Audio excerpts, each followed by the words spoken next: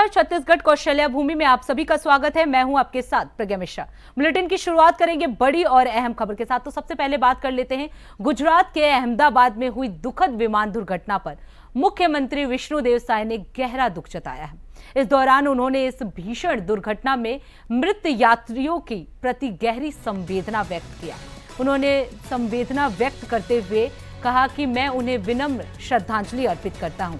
CM Sai ने आगे कहा कि मैं दिवंगत आत्माओं की शांति हेतु ईश्वर से प्रार्थना करता हूं, भगवान उनके परिजनों को इस दुख की घड़ी में शक्ति प्रदान करे।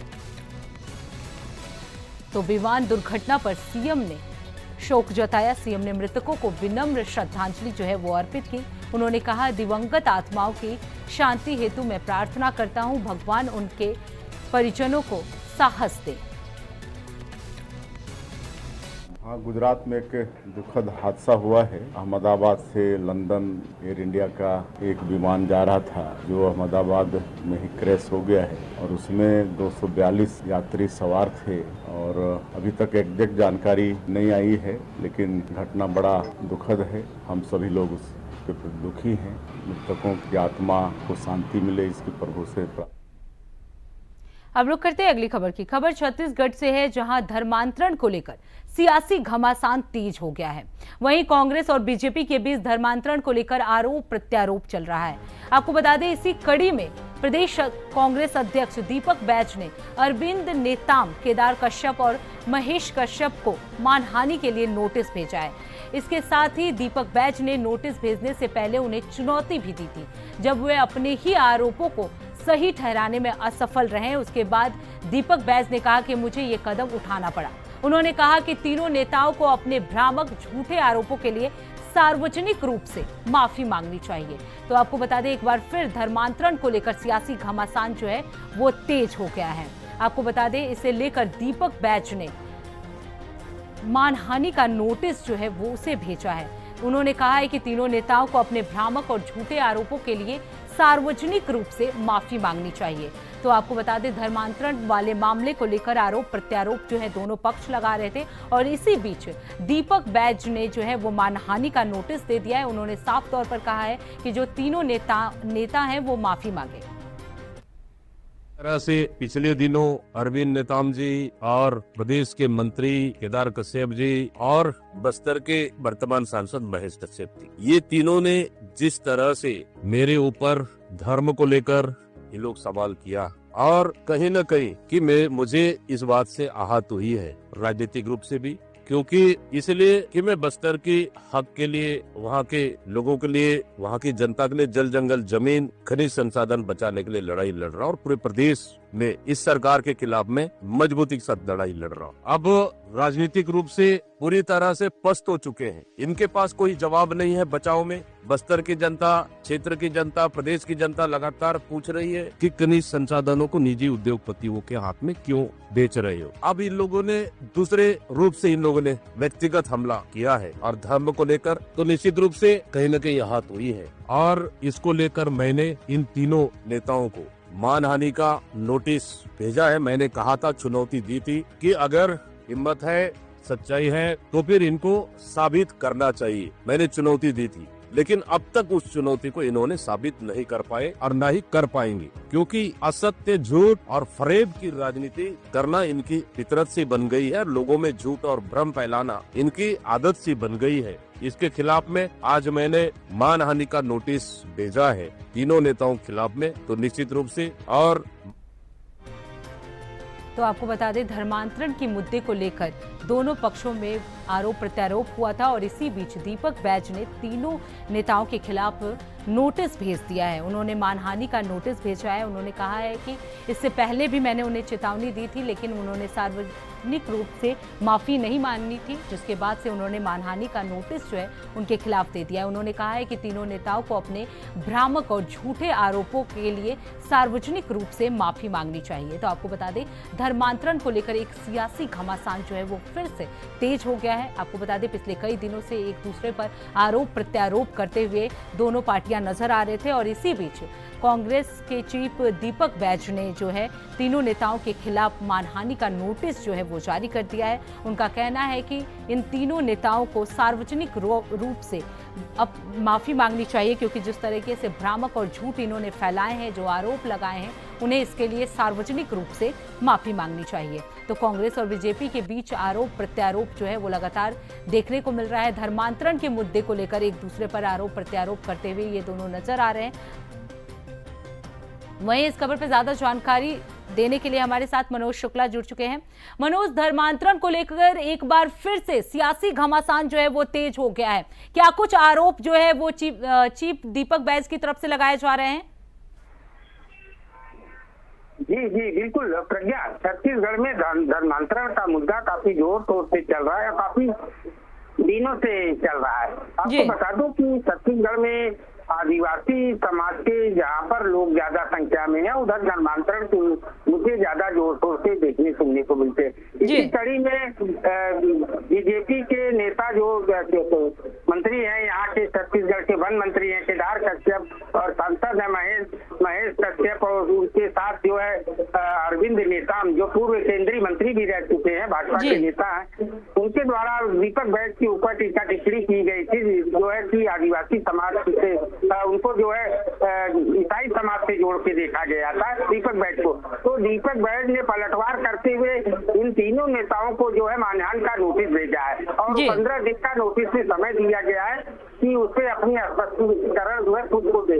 अब इसको लेकर ये एक प्रज्ञा, इसको ये माना जा सकता है कि ये जो धर्मांतरण का मुद्दा है, चाहे वो बीजेपी की सरकार रही हो या कांग्रेस की सरकार रही हो, ये आए दिन धर्मांतरण की बातें पूरे छत्तीसगढ़ से देखने को, छत्तीसगढ़ क्या पूरे देश से धर्मांतरण की बातें सामने आती हैं। अब इसमें देखने वाली बात यह होगी कि सरकारें कितनी जो है संवेदनशील है, जबकि सुप्रीम कोर्ट ने भी धर्मांतरण को लेकर चिंता व्यक्त की थी, लेकिन आज तक जो है, चाहे वो देश की केंद्र की सरकार हो या प्रदेश की सरकार हो, धर्मांतरण को लेकर कोई कठोर कानून नहीं बना सका। अब आप समझ सकती है कि इस मामले को सुप्रीम कोर्ट स्वतः संज्ञान लेकर जो है चिंता व्यक्त किया था, धर्मांतरण के देश के सर्वोच्च न्यायालय ने स्पष्ट किया था, तो अब इस पर राजनीति सिर्फ देखने को मिलती है। जी बिल्कुल बिल्कुल मनोज, जैसा कि आपने बताया कि धर्मांतरण के मुद्दे पर कभी भी कोई कठोर कानून नहीं बन पाता, इसलिए पार्टियां जो है एक दूसरे पर आरोप प्रत्यारोप लगाती रहती है। लेकिन ऐसे में अगर बात की जाए, क्योंकि दीपक बैज ने तीनों लोगों पर मानहानि का नोटिस जारी किया है, उसको लेकर विपक्षी पार्टी की तरफ से कोई प्रतिक्रिया जो है वो सामने आई है? जी जी प्रज्ञा, देखिए अभी दीपक बैज ने ये कल नोटिस जो है उन लोगों को भेजा है, और आज देश में आपको पूरे देश की जनता को पता है कि अहमदाबाद में कितनी दुखद दुर्घटना हो गई है, सारे लोगों का दिमाग उस पर डाइवर्ट है, और सारे नेताओं की संवेदना व्यक्त की जा रही है तरफ से। तो अभी इस पर कोई जो है टीका टिप्पणी विपक्ष की तरफ से नहीं आई है। फिर निश्चित रूप से जो है, बिल्कुल मनोज, अहमदाबाद में हुए घटना को लेकर पूरा देश जो है स्तब्ध है और दुखी है। ऐसे में अभी विपक्षी पार्टियों की तरफ से भी इस तरह के बयान जो है अभी नहीं सामने आ रहे। मनोज, आप बने रहिएगा, आगे भी आपका रुख करेंगे। अब रुक कर लेते हैं अगली खबर की। खबर दुर्ग से है, जहां टूर एंड ट्रैवल में फ्रेंचाइजी दिलाने के नाम से ठगी करने का मामला जो है वो सामने आया है, जिसके बाद पुलिस ने मौके पर पहुंचकर आरोपियों को गिरफ्तार कर लिया। आपको बता दें, दरअसल ये पूरे आरोपी ने लोगों से फ्रेंचाइजी दिलाने के नाम से ठगी करते थे। आरोपियों ने कुल तकरीबन 1,50,00,000 की ठगी कर ली है, जिसके बाद मौके पर पहुंचकर पुलिस ने आरोपियों को दबोच लिया। टूर एंड ट्रैवल के नाम से ये ठगी की गई थी। पुलिस ने मौके पर पहुंचकर आरोपियों को दबोचा है। आपको बता दें, आरोपियों ने 1,50,00,000 की ठगी जो है वो की है। तो टूर एंड ट्रैवल को लेकर ये बड़ी खुलासा जो है वो सामने आया। वहीं इस खबर पर ज्यादा जानकारी देने के लिए लगातार मनोज शुक्ला हमारे साथ जुड़े हुए हैं। मनोज, टूर एंड ट्रैवल के नाम पर एक बार फिर ठगी जो है वो देखने को मिली है। कितने की ठगी की गई थी और आरोपी को पुलिस ने कहां से गिरफ्तार किया है? जी प्रज्ञा, देखिए ये जो ठगी का मामला है, आजकल जो है साइबर क्राइम को ये देखा जा रहा है कि बहुत तेजी से बढ़ता चला जा रहा है, जिसको लेकर पुलिस भी प्रयासरत है। सरकार भी जो है जन जागरूकता अभियान जो है लगातार चलाती रहती है साइबर क्राइम को लेकर। निश्चित रूप से अब और सोशल मीडिया का जमाना हो चुका है प्रज्ञा, आए दिन चाहे वो छोटे से बच्चे पे सभी लोग मोबाइल देख सकते हैं और चाहे वो फेसबुक से जुड़े हैं, इंस्टाग्राम से जुड़े, एक ललक उनके अंदर देखने, सड़क पे आदमी चलता रहता है लेकिन मोबाइल उसके हाथ में देखने को मिलती है। तो निश्चित रूप से जब कोई भी चीजों का विकास हो रहा है और देश जो है डेवलप कर चुका है, मोबाइल की दुनिया बन चुकी है, चाहे वो एक रिक्शा वालों, गरीब आदमी, सबके हाथ में मोबाइल देखी जा रही, तो निश्चित रूप से साइबर क्राइम का बढ़ना जो है निश्चित माना जा सकता है। और उस पर जो है सरकार तरह तरह के नियम कानून बना रही है, लेकिन अपराधी भी अपने दिमाग को डेवलप करते रहते हैं। जिस हिसाब से साइबर क्राइम बढ़ रहा है, देखने वाली बात होगी कि अपराधियों का जो दिमाग है वो भी अब साइबर क्राइम के जरिए जो है लाखों करोड़ों की ठगी कर लेता है। आए दिन लोगों के खाते से पैसे ट्रांसफर हो जा रहे हैं, ओटीपी बता के ओटीपी। बिल्कुल मनोज, अगर इन आरोपियों की बात की जाए तो वो कैसे ठगी को अंजाम देते थे? प्रज्ञा, अब आजकल जो ठगी चल रही है साइबर क्राइम के माध्यम से, आए दिन तरह तरह की ठगी देखने सुनने को मिलती है। कभी जो है ओटीपी के नाम से करोड़ों रुपए का ट्रांजेक्शन करा लेते हैं, कभी जो है उनको लालच देकर जो हाउस वाइफ होती है तो उनको जो है झांसे में लेकर साइबर क्राइम के माध्यम से उनको अरेस्ट दिखा के जो है पैसे लिए जा रहे हैं। इन तमाम तरह की बातें जो है लगातार देखने सुनने को मिलती है, लेकिन कहीं न कहीं सरकार के साथ साथ इसके जो है जनता को भी जागरूक होने की आवश्यकता है। साइबर क्राइम को समझने के लिए, देखने के लिए जनता भी छोटे मोटे लालच में फंस जाती है, जो है उनको लगता है कि हम 2 रुपए लगा रहे हैं तो हमको 10 रुपए मिल जाएगा। इस तरह की बातें प्रलोभन में आके जो है वो अपना पैसा होता है वो गंवा बैठती है। उसके बाद जो है वो थाना पुलिस का चक्कर लगाती है, लेकिन थाना पुलिस भी जो है हर तरह से साइबर क्राइम को लेकर जो है काफी जागरूकता अभियान भी चलाते रहती है। आए दिन देखने सुनने को मिलता है, लेकिन कहीं न कहीं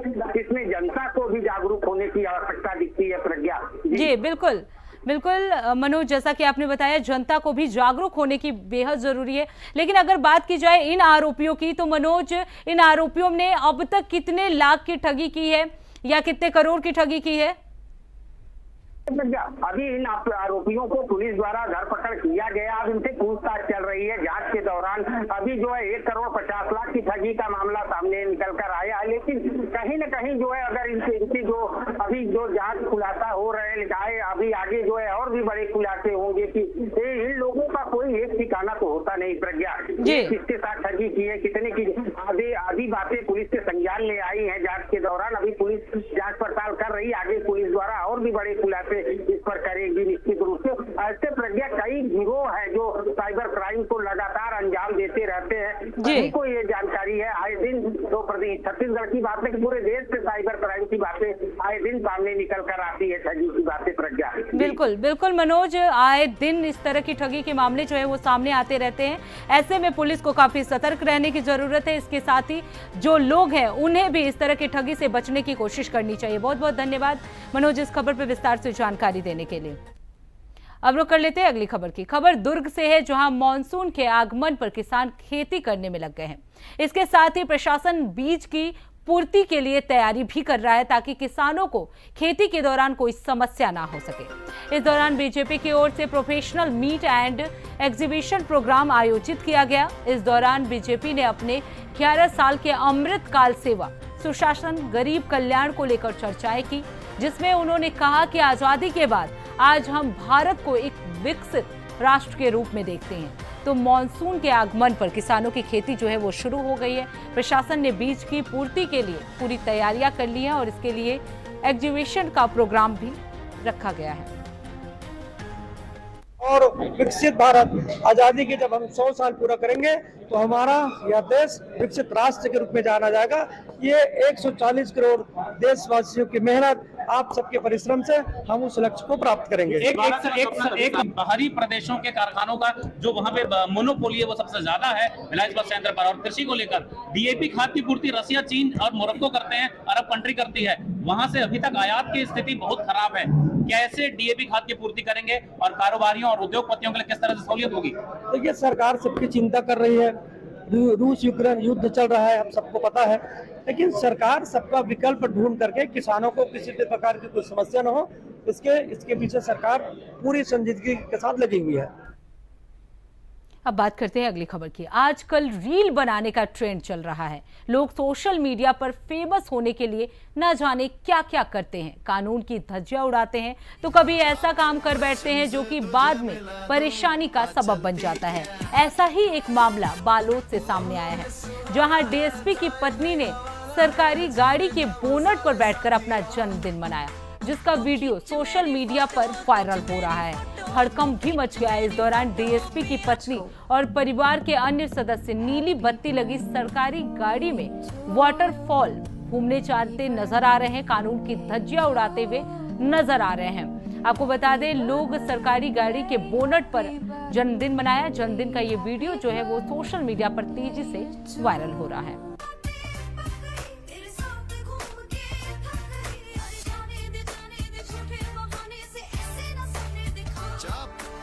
से तुझे मिला दूं, आज चलती क्या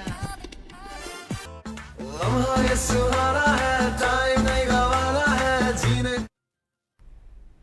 अब रुक करते हैं अगली खबर की। खबर जयजयपुर से है, जहां कांग्रेस विधायक बालेश्वर साहू के खिलाफ एफआईआर दर्ज का मामला सामने आया है। उन पर पड़ोसी की पत्नी, मां और जीजा से मारपीट का आरोप लगाया गया है। आपको बता दें, पड़ोसी ने एसी एक्ट हटाने को कहा था तो विधायक बालेश्वर बोले गोली मार दूंगा, जिसको लेकर दोनों पक्षों के बीच गाली गलौज होने लगी और मामला मारपीट तक पहुंच गया। इस दौरान पड़ोसी ने मारपीट का आरोप लगाते हुए मामला दर्ज करा दिया, जिसके बाद पुलिस ने मामले की जांच करने की शुरुआत कर दी है। कांग्रेस विधायक के खिलाफ एफआईआर दर्ज कर दिए गए हैं। विधायक ने पड़ोसी के साथ मारपीट की है।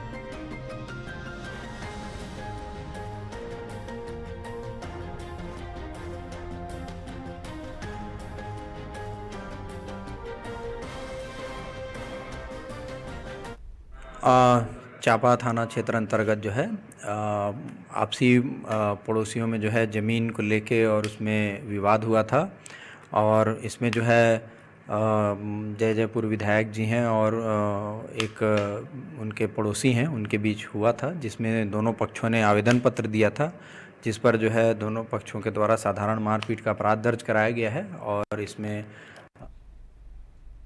अब रुक करते हैं अगली खबर की। खबर रायगढ़ से है, जहां दर्दनाक हादसा हो गया। आपको बता दें, जिसमें तेज रफ्तार ट्रक और ट्राली के बीच भिड़ंत होने से दोनों वाहन जलकर खाक हो गए। इसी बीच एक चालक जो है वो जिंदा जल गया, वहीं दूसरा युवक गंभीर रूप से घायल हो गया। आपको बता दें, इस दौरान बड़ी मशक्कतों के बाद चालक को वाहन से बाहर निकालने के प्रयास जो है वो किया गया, लेकिन नहीं निकाला जा सका। वहीं घायल ट्रक चालक को इलाज के लिए अस्पताल भेज दिया गया है। घटना की सूचना मिलते ही पुलिस जो है वो मौके पर पहुंची और दमकल विभाग की मदद से आग पर काबू पाने का प्रयास किया गया।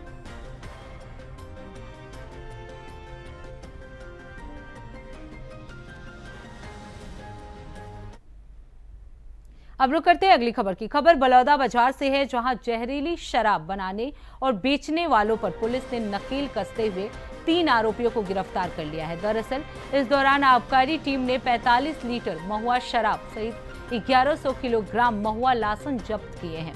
इसके साथ ही 20 बल्क लीटर हाथ भट्टी महुआ शराब और 600 ग्राम महुआ लाहन जब्त किया गया है। वहीं तीनों आरोपियों को आबकारी अधिनियम 1915 की धारा के तहत अपराध का मुकदमा दर्ज कर लिया गया है। आपको बता दें, जहरीली शराब बेचने पर सरकार की नई पहल जो है वो देखने को मिली है। 45 लीटर महुआ शराब जो है वो जब्त किया गया है। इस मामले में 3 आरोपियों को गिरफ्तार किया गया है। अब रुक करते हैं अगली खबर की। खबर बलौदा बाजार से है, जहां क्षेत्र में होने वाले अवैध कार्य के खिलाफ सख्त कार्रवाई की गई है। इस दौरान स्थानीय लोगों की शिकायतों पर पुलिस ने 34 किलो अवैध गांजा के साथ तस्कर को गिरफ्तार कर लिया है। आपको बता दें, इस दौरान शिकायतकर्ता का नाम जो है वो गोपनीय रखा गया। इस अवैध गांजे की कीमत लगभग 5 लाख रुपए बताई जा रही है। आरोपी के खिलाफ एनडीपीएस एक्ट 20B लगाकर न्यायिक हिरासत में उसे जेल भेज दिया गया है। तो आपको बता दें, अवैध कार्य के खिलाफ सख्त कार्रवाई जो है वो की गई है। 34 किलो अवैध गांजे के साथ आरोपी को गिरफ्तार किया गया है। आपको बता दें, नाम बताने वाले को गोपनीय रखा गया है। अवैध गांजे की कीमत जो है वो लगभग 5 लाख रुपए जो है वो बताई जा रही है।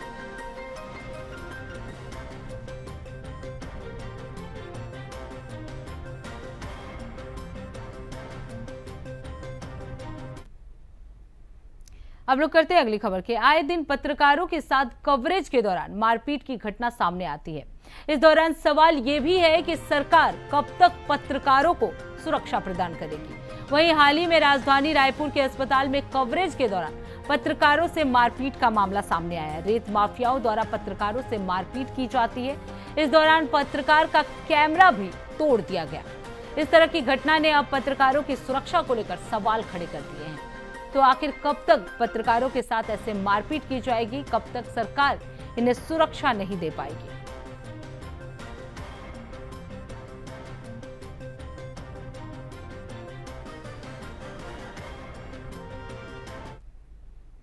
अब रुक करते हैं अगली खबर की। दुर्ग जिले के कोनारी गांव में बगैर लाइसेंस के संचालित अवैध गुटखा फैक्ट्री में 10 दिनों के भीतर तीसरी दफा जांच करने खाद्य औषधि प्रशासन की रायपुर की टीम पहुंची है।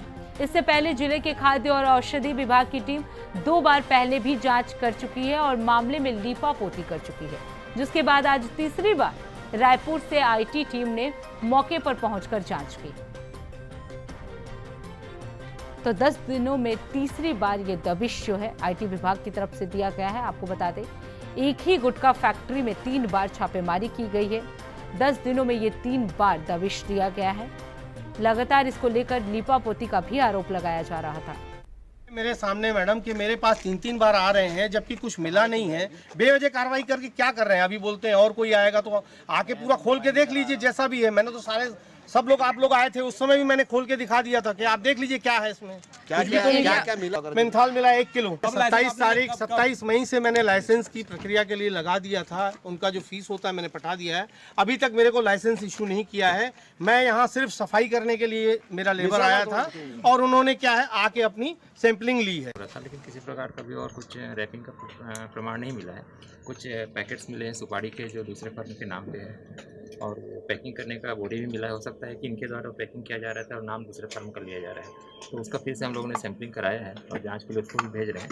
और खाद्य लाइसेंस नहीं था, इसके इस फर्म को सील करने का निर्देश नियंत्रक सर ने दिया है और नियंत्रक सर के निर्देशानुसार इसको सील कर रहे हैं। अब जाँच रिपोर्ट के बाद आगे की कार्रवाई और न्यायालयीन प्रकरण जो है दायर करना वो सब की जाएगी। तो फिलहाल छत्तीसगढ़ कौशल्या भूमि में इतना ही। देश दुनिया की तमाम बड़ी खबरों के लिए देखते रहिए इंडिया वॉइस। तब तक के लिए नमस्कार।